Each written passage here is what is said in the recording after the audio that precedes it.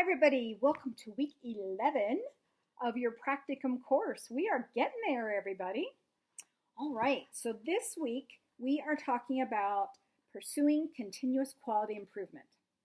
And when you first say continuing quality improvement, you think, oh, of course, I know, everybody knows what CQI is, right? That's pretty straightforward. So the actual verbiage of this competency, nurse educators recognize that their role is multidimensional and that an ongoing commitment to develop and maintain competence in the role is essential, okay? So some of these are pretty straightforward.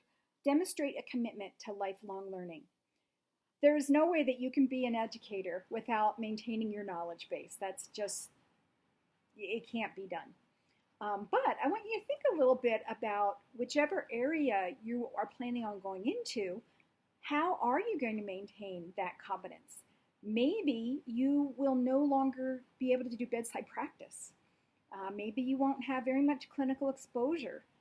Maybe you won't be able to interact with patients as much. How are you going to keep that up? We've talked a little bit about that before, but let's really think about some specifics.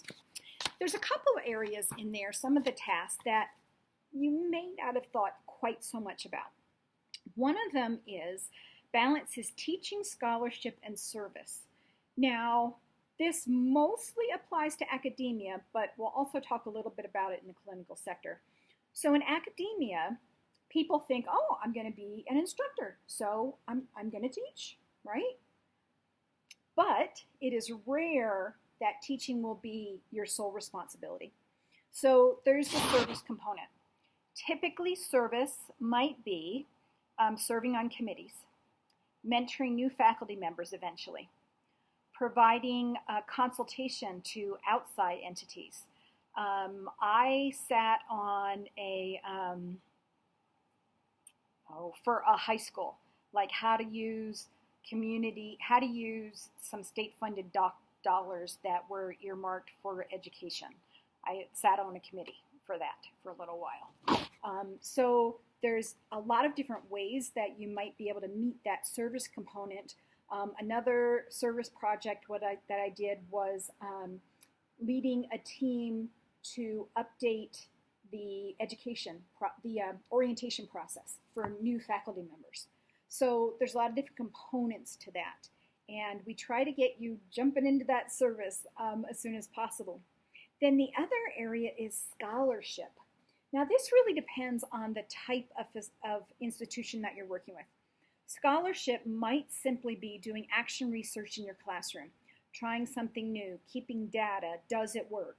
Does the class I'm teaching work better with this instructional strategy versus this instructional strategy, this evaluation strategy versus that evaluation strategy? Or it might be we're expecting you to do a full-blown research in terms of areas that impact patient care.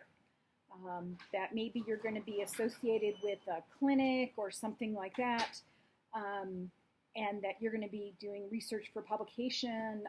So when you're looking at positions post-graduation, you really do want to ask, what is the service component like? What is the research component like? What are the expectations? Now, in the clinical setting, there is also a service component. You're going to be involved on committees. You're going to be involved you might be involved in collecting data for quality measures. You might be involved in the system for review of incident reports. Who knows? But you will be involved in some sort of service component in some way besides the actual teaching, okay?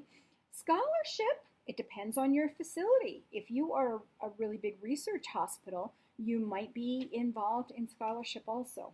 So it's just something to think about as you're looking at positions and interviewing positions after graduation. Another one talks about activities that promote socialization to the role.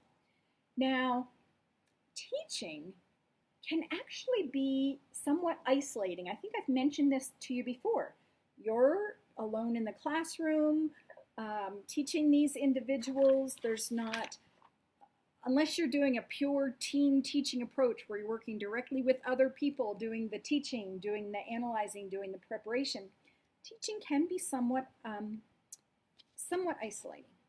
You want to make sure, from a socialization standpoint, from a sanity standpoint, from a keeping up on things standpoint, that you get linked in with other educators. Maybe that is within your institution, your clinical facility, your corporation, or maybe it's outside of your organization at a state level.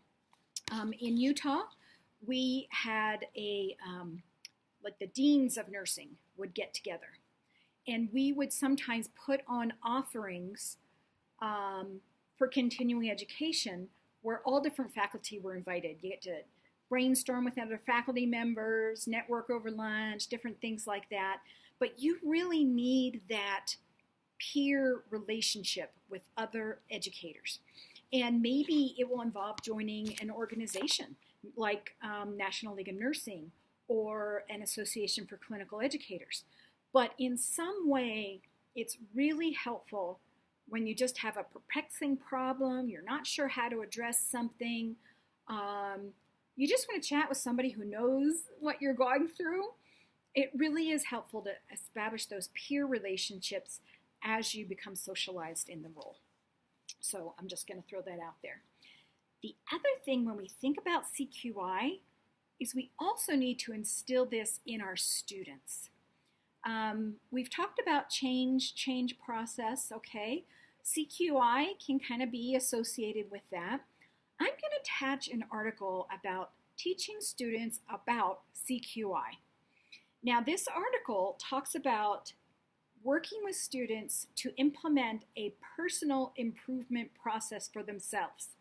It might be about their study habits, test prep, a lifestyle change they want to make, but they need to go through all the CQI steps personally to try to make something that's going to impact an improvement. And it's just kind of an interesting way to approach CQI for students, making it more hands-on, making it come to life, making it more real. Okay? All right. So I think that's about it for this week. I'm really looking forward to reading your NEPDs, see where you're at with your practicum. I have to tell you, I really enjoy reading those. I love hearing about what things you're experiencing and what you're going through. It's fun for me. Okay. Anyway, so I'm looking forward to reading that.